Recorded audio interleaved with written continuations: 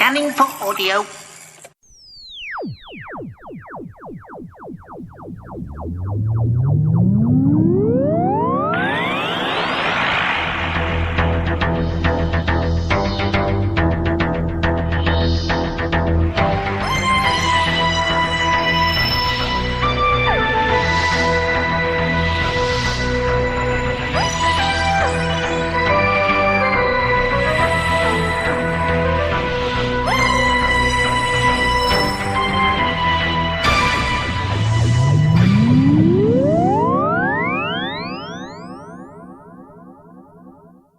Welcome once again to another Tin Dog podcast. As you can hear, my voice hasn't completely recovered yet, but as I'm a little bit behind on my reviews, I thought I'd give it a go with a short review of the Space Museum.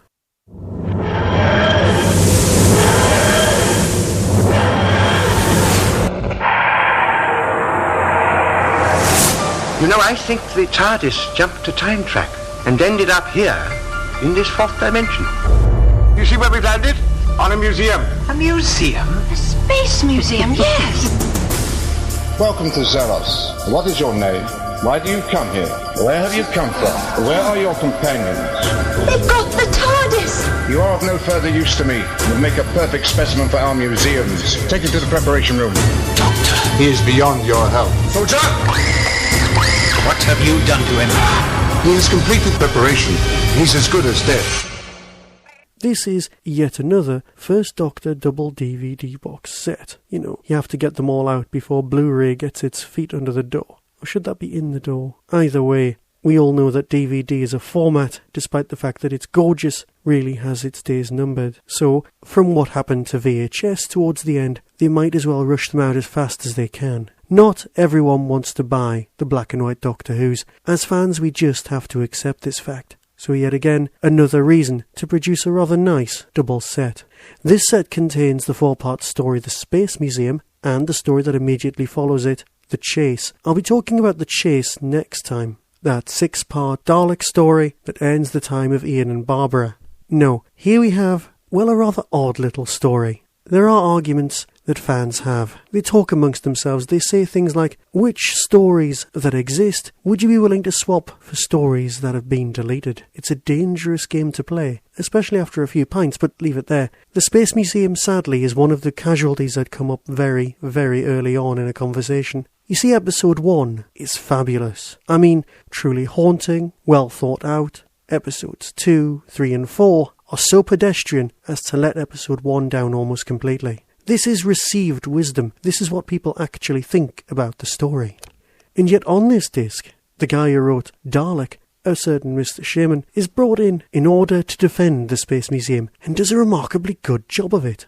What most people see is a rather pedestrian run-around rebels versus conquerors kind of story. Let's help the rebellion, yeah, let's do it, and so on, is re-examined and reinvented. This is Doctor Who knowingly taking elements of its own storytelling and reworking them for almost, but not quite, comic effect.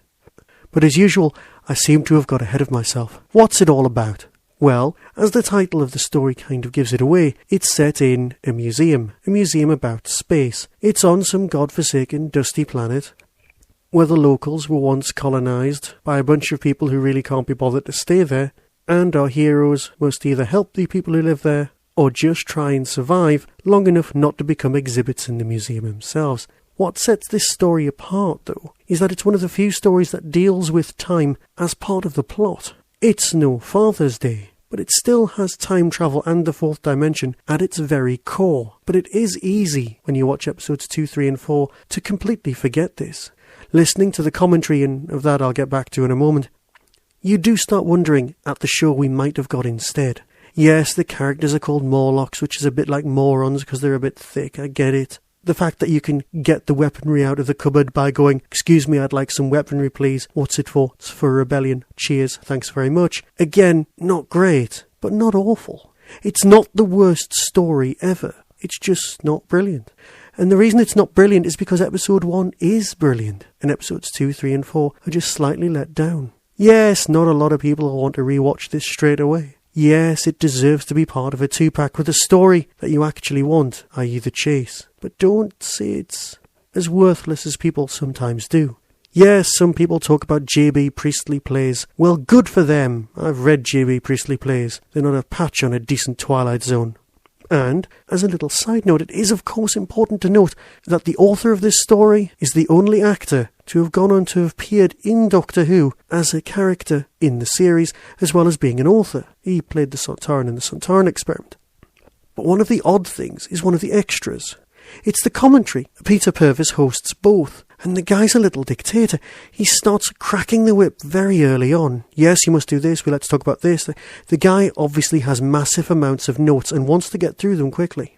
But it's really odd to hear actors who are in the series, i.e. Peter Purves himself, almost take the mick out of some of the performances on the screen in front of them.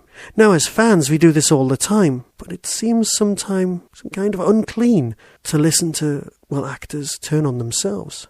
Before I go and find some notes on the chase, I just want to thank everyone for their emails of support. I have been busy working on my Big Finish entries. I have deleted my Twitter account because, let's face it, it's just far, far too addictive. And every time you switch on that machine, an extra 15 minutes of writing is wasted. 8 out of 10 listeners who expressed a preference say they prefer the Tin Dog podcast. We certainly do over here at Staggering Stories.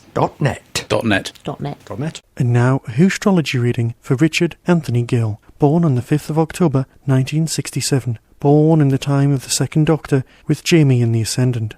Born during the Abominable Snowman and on the anniversary of the broadcast of The Mind Robber Part 4, Paradise Towers Part 1, Remembrance of the Daleks Part 4, you share your birthday with Eric Elliott and Ronald Lee Hunt. You are a child of great and indomitable intelligence. Do you have the shiny balls to make that trip to Tibet?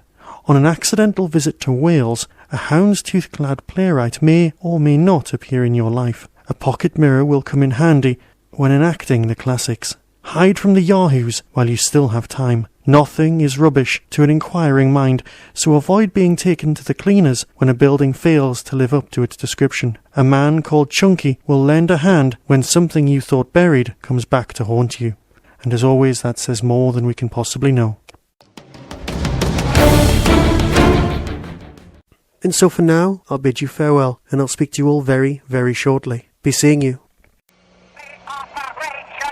Proceed at once. The Doctor and the 3 humans must be destroyed. Annihilate.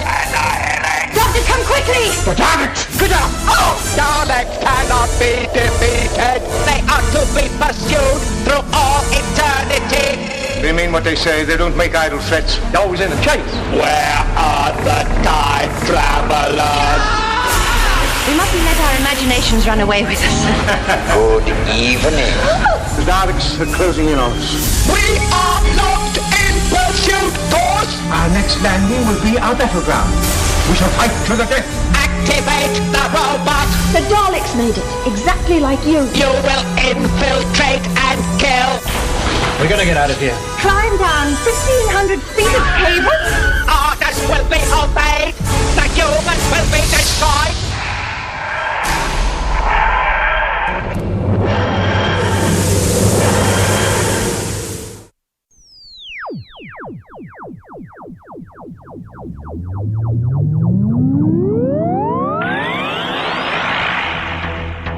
You have been listening to the Tin Dog Podcast.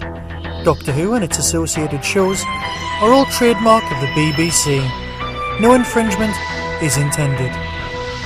Contact us at tin-dog@hotmail.co.uk.